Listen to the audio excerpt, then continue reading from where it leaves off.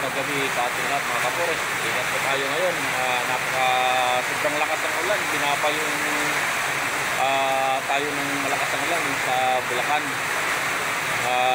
Kanina po pag-ikot natin, mataas na po yung tubig sa mga tulay, sa mga ilog. Kaya ingat po tayo sa mga tabi ng ilog. Lumikas na po tayo at saka sa mga nasa mga delikado sa mga landslide, may mga lupa, mga bahay. Likas kayo kasi napakalakas ang ulan, sobra.